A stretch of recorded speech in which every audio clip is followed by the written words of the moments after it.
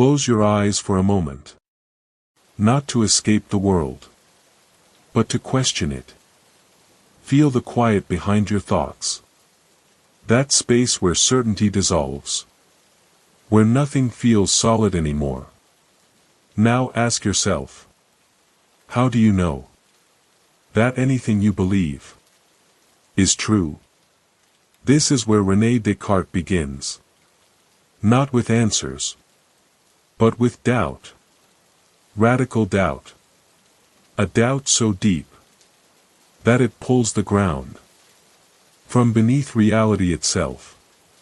Descartes was not trying to destroy knowledge. He was trying to rescue it. Because he lived in a world where certainty had collapsed. The old medieval order was fading. Religion was questioned. Science was rising. The cosmos no longer revolved around Earth. And if the heavens could be wrong, what else could be? So Descartes made a decision. That would change philosophy forever. He would doubt everything. Not casually. Not emotionally. But methodically. He would strip reality down. Until only what could never be doubted remained. And only then would he rebuild knowledge from scratch. Slowly. Carefully. From a single point of certainty. Descartes asks you something uncomfortable. What if your senses are lying to you? Think about it. Your eyes deceive you with illusions. Your ears mishear words. Your dreams feel real while they last. Have you never mistaken a shadow for a figure? A rope for a snake? A dream for reality? If the senses can deceive you once, can they be trusted completely? Descartes says, no. And so the external world begins to fade. The table, the room, the sky, all become questionable. But he goes further. What if you are dreaming right now? In dreams, you see. You walk. You speak. You feel pain. And yet none of it exists. How can you be sure? This moment is not another dream layered upon a deeper sleep.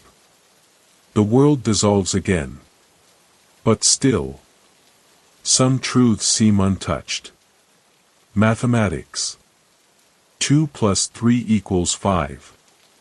A triangle has 3 sides. These truths feel eternal. Unshakable. Until Descartes introduces his most terrifying thought. What if there exists a powerful deceiver? An evil genius. Not a demon of fire and horns. But an intelligence so vast that it manipulates your thoughts themselves. What if even logic has been rigged against you?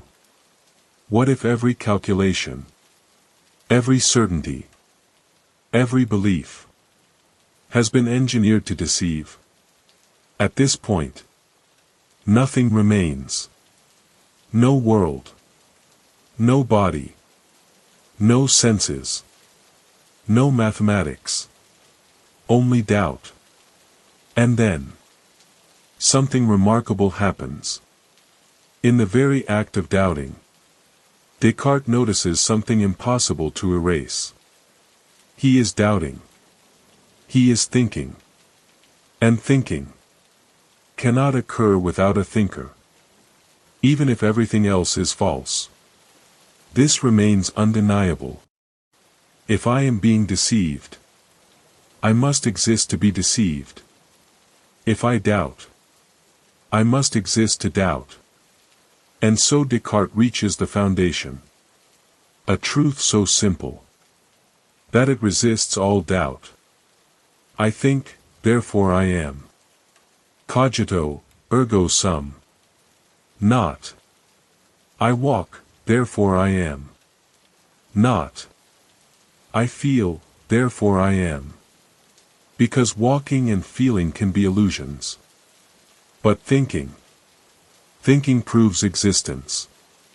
Even if the entire universe is a lie, the thinking self remains real. And in this moment, Descartes finds certainty. Not in the world, but in consciousness. Pause here. Let that sink in. Your existence is not proven by your body, not by your name, not by your memories, but by awareness itself. You exist because you are aware. This is the turning point of modern philosophy. Before Descartes, truth was grounded in authority. Scripture, tradition, Aristotle. After Descartes, truth begins with the subject, with the self, with the mind. But Descartes does not stop at the cogito. Because a single truth is not enough to rebuild reality. He needs more. He needs to escape solipsism, the idea that only the self exists. And so he asks, what else can I know with certainty? Descartes introduces a crucial distinction between ideas that are clear and distinct. A clear idea is present and vivid to the mind. A distinct idea is precise, separated from all others, free from confusion. The cogito is clear and distinct. And Descartes proposes a rule. Whatever I perceive clearly and distinctly must be true. But why trust this rule? Because deception is still possible. And so, Descartes turns to God. Now slow down here. This is where many misunderstand Descartes. God is not introduced as theology. God is introduced as a philosophical necessity. Descartes argues that within his mind exists the idea of a perfect being, infinite, eternal, all-powerful, all-knowing. But here is the question. Where did this idea come from? Descartes claims that an imperfect being cannot invent the idea of absolute perfection. Just as darkness cannot create light, the cause must contain at least as much reality as the effect. And so, only a perfect being could place the idea of perfection within the mind. Therefore, God exists. And because God is perfect, God cannot be a deceiver. A perfect being would not create a mind destined to perpetual error. And so, if God exists and is not a deceiver, then clear and distinct ideas can be trusted. Truth returns. Slowly, carefully, with God as guarantor of truth. Descartes begins rebuilding the world. The external world exists because God would not deceive us about something we clearly and distinctly perceive. The body exists. Nature exists. Science becomes possible again. But Descartes does something radical. He separates reality into two substances: mind and matter. Residential cogitans. Residential extensa. Thinking substance. Extended substance. The mind. Non-physical. Unextended. Invisible. Indivisible. The mind thinks, doubts, wills, imagines. The body. Physical. Extended in space. Divisible. Mechanistic. The body operates like a machine. Muscles pull. Nerves transmit. Organs function. The body follows laws. The mind does not. And here, Cartesian dualism is born. You are not your body. You have a body. But you are a mind. Pause again. Feel that separation. Your thoughts have no weight, no color, no location. Yet they exist. You can imagine losing an arm and still being you. But can you imagine losing your thinking self and remaining? Descartes says, no. Because the essence of the self is thought. This idea reshapes everything. Science studies matter. Philosophy studies mind. Physics explains motion. Psychology investigates consciousness. The modern world splits in two: object and subject. But this split creates a problem. If mind and body are separate substances, how do they interact? How does a thought move an arm? How does pain in the body enter the mind? Descartes proposes the pineal gland as the point of interaction, a tiny structure deep in the brain. But the problem remains. And this problem haunts philosophy for centuries. Still, Descartes presses forward.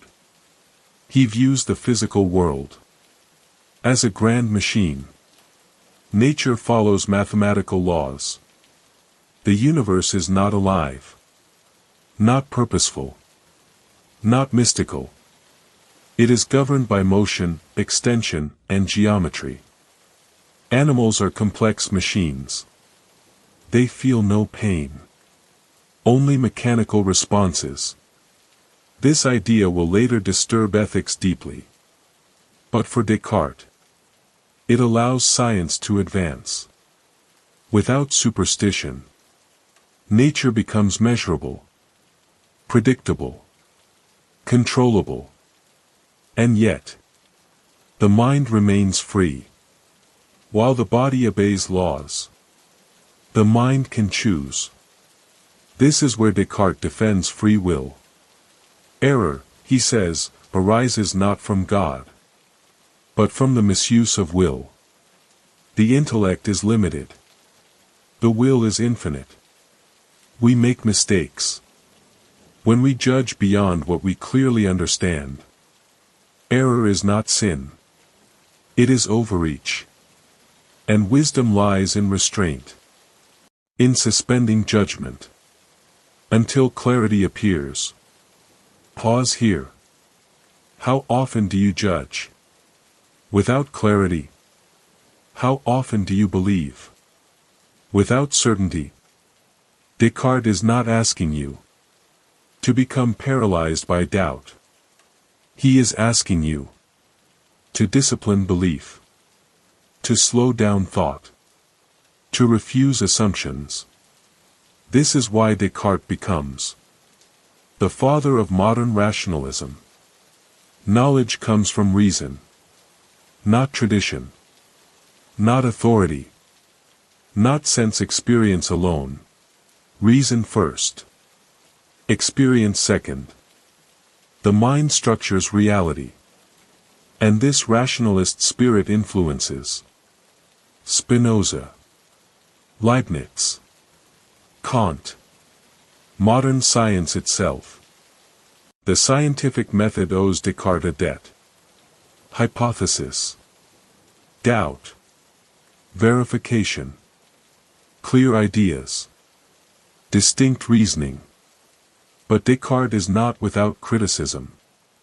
Empiricists like Locke and Hume argue the mind is not born with ideas. It is shaped by experience. Kant later says, Descartes underestimated the role of perception. Neuroscience questions the separation of mind and body.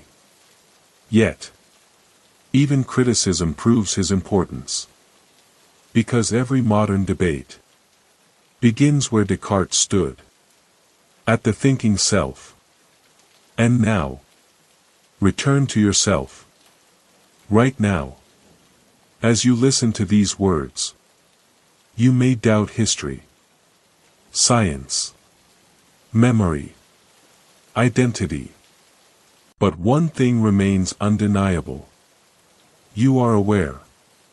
And in that awareness, Descartes still speaks.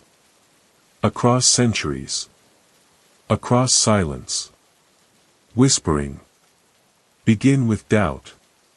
Trust clarity. Think carefully. Because in thinking, you exist.